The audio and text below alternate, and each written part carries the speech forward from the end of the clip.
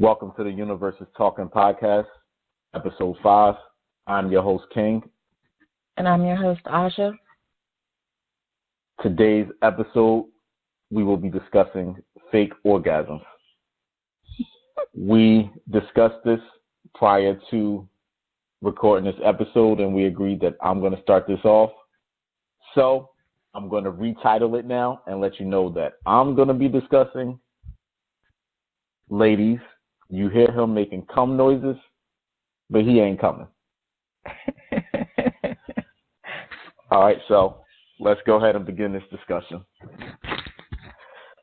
So you two are obviously doing what you're doing. You hear him coming. You hear him making the sounds as if he's coming. And you probably think he actually did come, but that nigga ain't coming.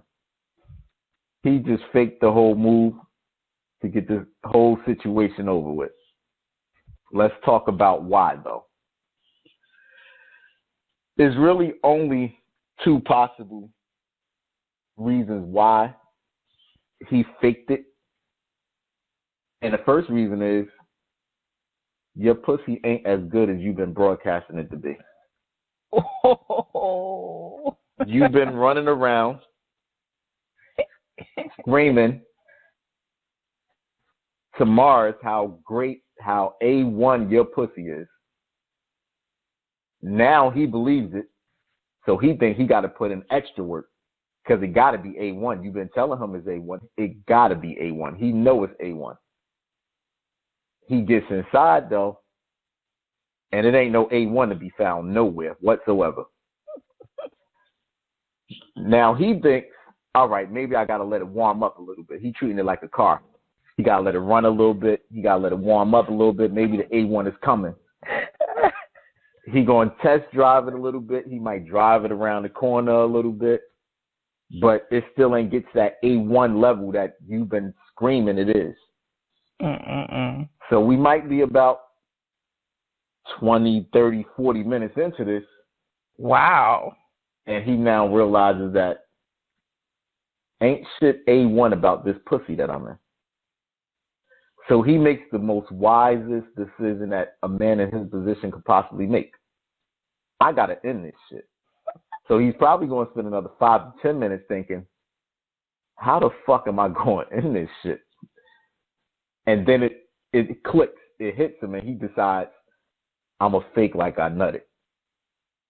That's what I'm going to do. Because if her dumb ass don't know, her shit ain't even A1 to begin with, ain't no way she going to know that I really ain't come in the first place. So he decided that he's going to do the fake I came move. He does it. He pulls it off. He looks at you and say, you did it. You made me come. He ain't going to tell you it was A1, though. He's not going to do that. He is not going to lie to you. But he will make you feel like you did it. You made him come. And he's going to be the happiest man to be out of your garbage ass pussy. That's so mean. I ain't lying, though. Are you done? I guess so. Okay. So I'm going to be serious. And I should preface this, like our show, whenever we're talking about, I don't know, like anything having to do with our bodies, we should always just say, like, we're not medical professionals, seek medical help if you need it. But let's just say there's nothing wrong with you. There's nothing wrong with you. You've already spoken to the doctor. There's no issues that are preventing you from reaching an orgasm. And I'm speaking obviously from the perspective of a woman.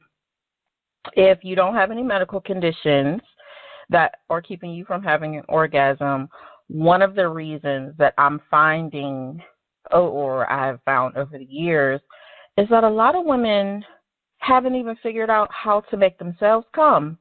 And this is like perplexing to me, that you have spent your entire life with your body.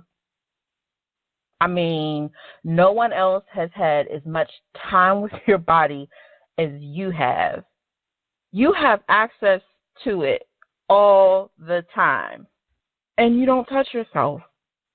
And if you do touch yourself, you haven't figured out what makes you tick, what makes you aroused, what brings you to climax. And so if you haven't figured that out yet, how is it that you expect the person that you're with to be able to do that? Now, I've said this before on the show, I write romance, I write women's fiction, and oftentimes the man is like immediately he knows everything to do with this woman's body. Like he's talented in that way, and somehow through fate he understands what makes her tick. But in reality, let's just say most men know some moves, but they don't know you. And we have like bells and whistles, things that work for us. And if he's not been with you ever, then how's he going to figure that out right away? He's not. You've got to show him, or you've got to lead him in that direction when you're together, you know, like give him some sort of responses to let him know. We've kind of covered this before in our previous After Dark edition, and I'm thinking this is another After Dark edition. I don't know about you, but where if you're responding, he has the opportunity to read what's working for you and therefore knows that this is the type of thing he should be doing to keep up. So if you don't know what makes it happen for you, then it's going to be hard to get him or whoever your partner is to figure that out as well. And I can say that if a lot of women, when they're unable to achieve an orgasm, they oftentimes feel some sort of pressure to pretend that they have. I think that you guys put in, sometimes it looks like you're putting in a lot of hard work, and a lot of women don't want to disappoint men by, just laying there and not responding, not reacting. So a lot of women will put on a performance as if they're coming. I don't know what that's about. Maybe it's just to make him feel good. Maybe it's to stop it, just like you said. But yeah, I think a lot of times women are faking because literally they're not coming. And they aren't coming because they haven't yet figured out what will make them come.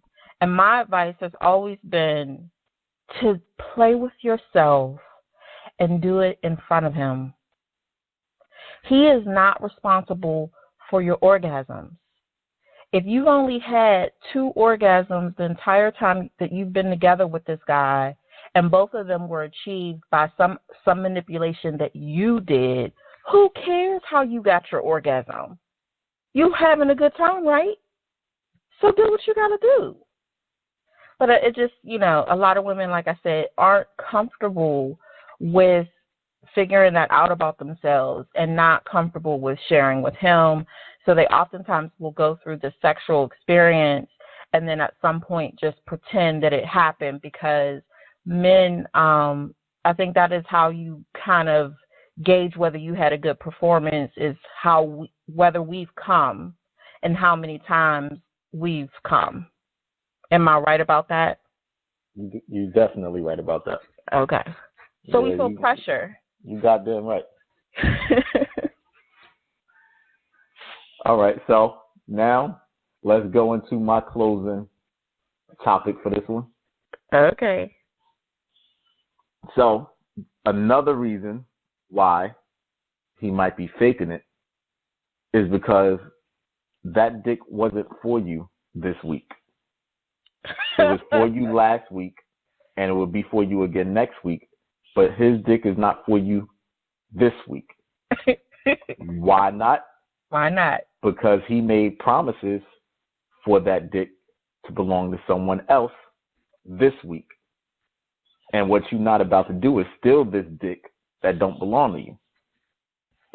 Now, if you should choose to break his rules that you don't even know about and try to steal this dick that don't belong to you this week, he has determined that there will be a move to get him out of this situation if he just so happens to need to get out of this situation.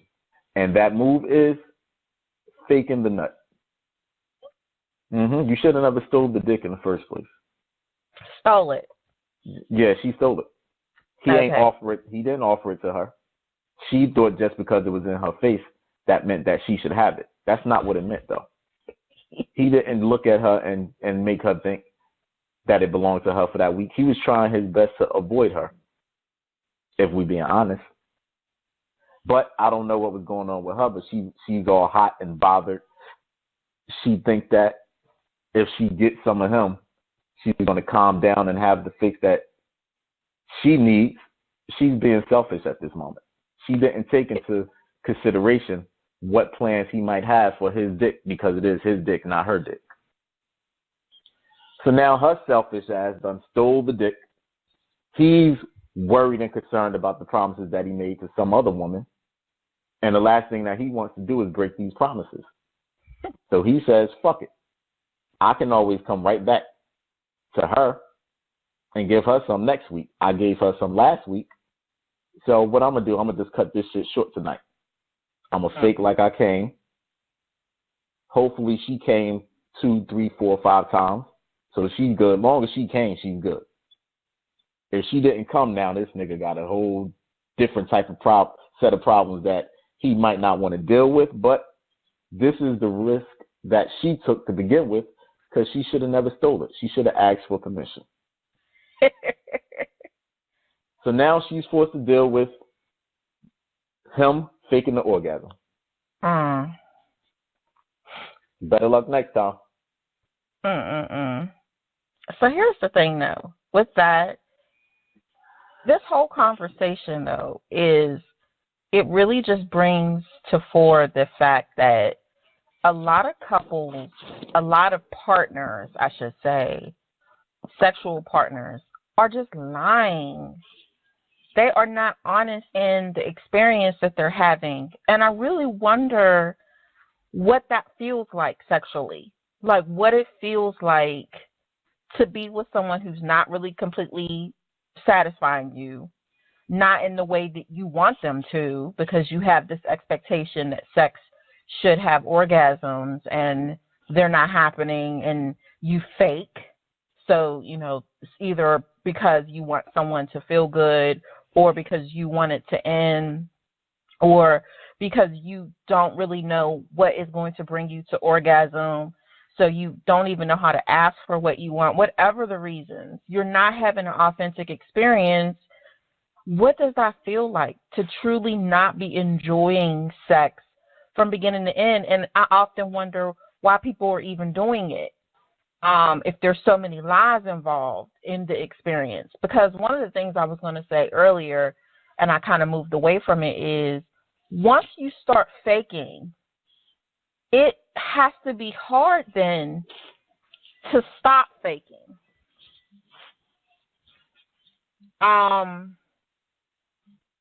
Because you've set up an expectation that he can bring you to orgasm. So, like if you pretend that him sucking on your nipples for so many moments is going to make you have, one of those mini shocks in your uterus, and it's something like an orgasm takes place, and you go through the motions of making that happen, he's going to believe that works. So then every time you're together, he's going to pull out that move because he thinks that move works. So now you have to continue your performance unless you're ready to now have an honest conversation and say, all that shit you was doing and all them times that I, pretended to be shaking and convulsing and all of that, really all that was an act. I have heard that women do things like clench their vagina in order to simulate an orgasm just to convince a man that she has orgasmed, but she hasn't. Why are you doing this? It does not benefit you. It doesn't even benefit him, because the worst that can happen is he be disappointed. And if he's a man who really wants you to have a full sexual experience and he's your real partner, now I'm not saying that you have to be in a committed relationship, but he truly cares about you, then he's going to want to figure this out with you. He's going to suggest those things that I mentioned before, meaning touch yourself. He wants to watch. He's going to touch you slowly. He's going to figure out what's happening and how to make it happen right along with you. He wants to be part of that, if you're honest. But if you're lying, he can't do that with you. So he's always going to put on the performance that he thinks works, and you will always be in this sexual experience that isn't working for you. That lie is a horrible lie to yourself. It only harms you. So whoever is listening, stop that shit. Just stop that shit. Stop faking. It will not get you better dick. It is not going to get you a man. It ain't going to keep him. It's not going to do any of that. Like, you'll be living a miserable life because you'll now be married with someone who doesn't know how to make you come because you lied in the beginning. And you got to keep this performance up forever. Horrible, horrible, horrible. Okay, so next point. Wait, pause. Wait. Let me just say something on that one before you go to your point. Okay. My man, if you doing all that bullshit you think you doing and she is faking it, you better hope that she don't find a nigga that really make her come for real. Great. If she do, your days are numbered. Now, 9 times out of 10, he don't want her ass. He wants you to stay in the picture so he can keep sending her home to you. But in her head, what am I going home for? He ain't doing nothing. He in there pounding all hard, going real fast. I got to fake it and make him think he's doing something. But when I come over there to this other guy, he really making me scream for real, and he really making my stomach move like I ain't getting it at home. So now she trying to figure out how she going to get away from your weak dick delivering ass and get over to the real dick a little more permanently so she could get the experience that she really want to have at home, but she can't have because she found you first. You better hope that type of man don't come around into her life. Yeah. I'm not going to disagree there. I mean, I've heard of many women who get, dick from other men in order to supplement what they're not getting at home. And I think I said this in the first podcast, that there are a lot of people who have that belief that they cannot have a partner that has it all. And I just don't subscribe to that. I believe that you can. But the most important key to that is not settling and is not lying. Whenever you start off with a lie, whoever you say you are, you got to continue to play that part. Whether you're having orgasms or not, whatever performance you put on, now you got to always put on that performance, because it's harder to say to someone, I lied, after a while. It would have just been easier to just be who you were and give a real performance, like actually show him what you have, what you don't, who you are, whether it's working. And therefore, you would have ended up with a partner who could really please you. But no, like you wanted a man so bad in a lot of cases that you're like, you know what, he got all these other attributes. It won't matter to me, like I'll figure it out. I'll figure out the dick thing. And you just lie through the whole thing. And now you got half a man. I cannot imagine spending my life with someone who cannot make my toes curl. I cannot imagine that. And women are doing that, though. And because they're doing it, they go out and they get other men. They go out and get gooder dick. Get gooder dick, just to supplement. And that's sad to me when all you had to do was just be honest. So, moving on to my next and my last point in reason is really sometimes he's just not that good.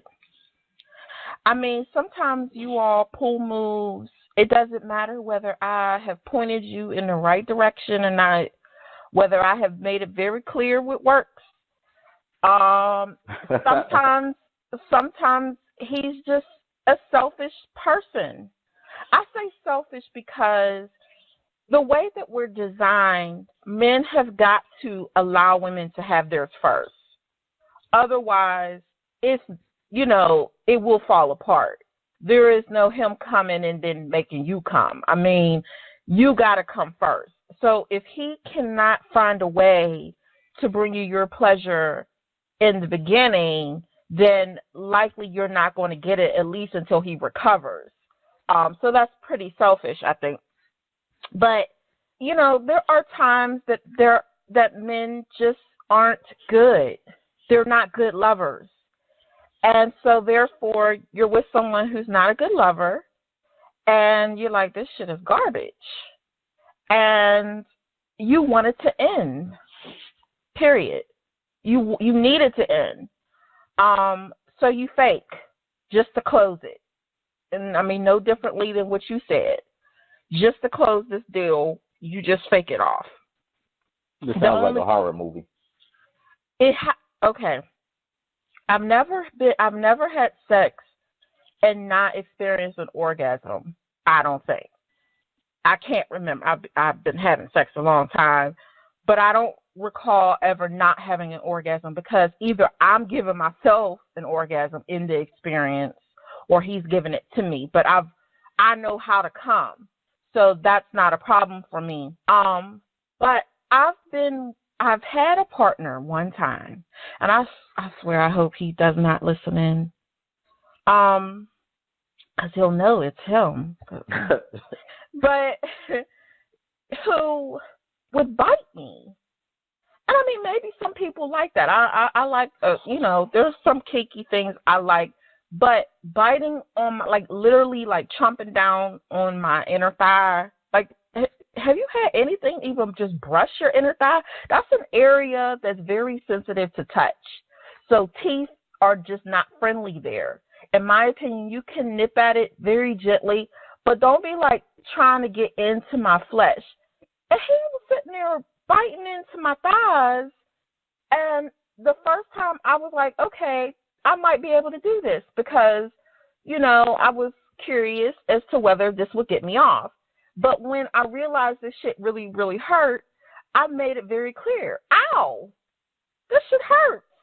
But he kept at it. See, that's selfish to me. Don't keep doing something and it's not working for me and you're doing it so hard like you're really sucking on candy. Okay, I've written scenes where I said, he suckled on it like it's rock candy. I meant gently. I don't mean trying to pull my uterus out. Come on now. There is a way to do this. And if I am responding to you and letting you know, if I'm pulling away, if I just, because I don't have a problem with saying, yeah, let's do something else, I mean, listen, pay attention to me. I'm telling you, this is not good shit. So to me, there are just some men who just aren't good lovers because to me, being a good lover means listening, paying attention, truly being about pleasure. And if it's not a pleasurable experience, then some women are just going to be like, I got to figure out a way to get out of this rather than just saying, let's stop, and I don't know why we have problems with that, but, it is what it is. That's all I got. I think it's rather simple. Yeah, people I just agree. are lying, Now, let you and I talk about something for a second. Uh-oh. No, this is cool. Okay. Agree or disagree? The priority in sex for the man should be to give her satisfaction. Correct? Mm-hmm. Mm-hmm. I think so. Because he can get his. He will get his. Mhm. There's so many ways for him to get his. Mhm. He's only there because she allowed him to be there. Mhm. So the least he could do is reward her for allowing him to be there. Mhm. Okay. Now, another question I have for you, and I want to see if you agree with this. But hold on. Go ahead. It is also her responsibility to give him a good experience as well. And I say this because, and I talked about this in our group once before. Yes, the reality is that the vast majority of men can and will come. Being good, he will come. Strictly because of friction. So it is much easier for a man to come without truly enjoying it just because the action of up and down or whatever is going to bring him the orgasm. And that's not always the case with us. Though sometimes vibrators act in that way. It will take an experience from you. It'll pull an orgasm from you because of just how fast the vibrator. How do I know this? Anyway.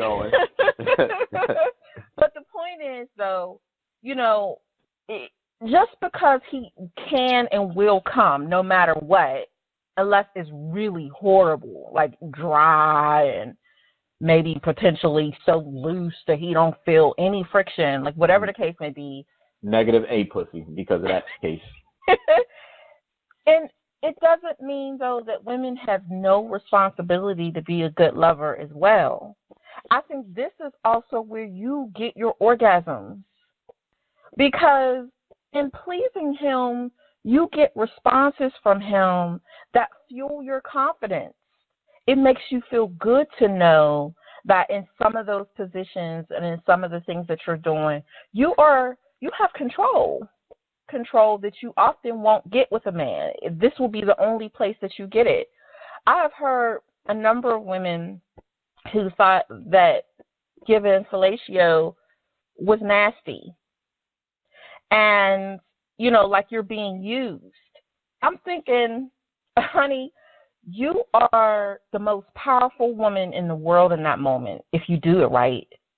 I mean, that should give you such extreme pleasure to have that type of control and ability, especially if he's enjoying it. I mean, if you're good at it. I mean, if you ain't good at it, then all of this, just scratch it.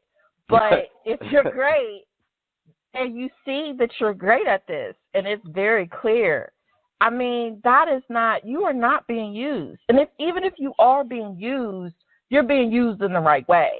That should make you hornier. That should make you wetter.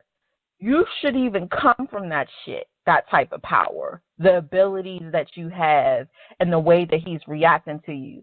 But, that requires, I think, a lot of time an open mind, and oftentimes women aren't there. So just counter that, the idea that it is your responsibility as a man to please us, yes, and it's also ours to please you. And I think when we're both involved in the sexual experience, this is how everybody wins. Yeah, I agree. I agree with you. The other question I had for you, and I wanted to see if you agree with this, in most cases, people do in the bedroom, people do what they enjoy having done to them. Do you agree with that? I agree that initially, yes. I think that's how you start. I think that's where you start. But I don't think that should be where you finish. I agree. You got to be able to adjust and adapt. Yeah. You got to adapt to your prey. Mm-hmm. With that being said, though, don't be going to nobody's fucking bedroom for the first time and biting them. That ain't no first time nice to be with you shit that you should be doing. Right. If you are biting, you need to have a discussion about that shit and find out if she or he is into it. Give them a warning. Completely off guard. I was like, what the fuck are you doing? And it hurt. It really hurt. I still remember it. And I was like, before my husband. You're right. I mean, it's always going to be before my husband. My point is, of course, this was a long time ago. Yeah, scared your ass into getting married, didn't it? No. Mm-mm. Yeah, not okay. that. But seriously, like, yeah, you don't do that. I mean, it's like if we're together for the first time and all of a sudden you're tying me up with no discussion, you know, like there needs to be an understanding of what type of sexual partners we're going to be, you know, and I'm always shy. I'm a shy person initially when I first meet people. So it doesn't even matter if it's a sexual experience and I've known you for a long time. I'm coming in there shy because this is something new. And I think it's always served me because being shy or reserved, it allows me to observe and learn. So I always feel like that first sexual experience, even though I'm not, I don't know, like a superstar as far as like trying to have the spotlight and do 20 million things and making everything happen. I think it always served me well because I learned so much so that I could be the best sexual partner for this person. Not that I didn't bring my shit the first time, but I'm just saying so much more about him that allowed me to then not be shy at all that second time. Yeah. All right, go ahead and take us home. I wasn't prepared. Okay. So thank you for listening in on episode 5 of The Universe is Talking. We hope that you've enjoyed. Please leave a comment below and subscribe to our channel, Universe Talking, to be notified of new episodes every week.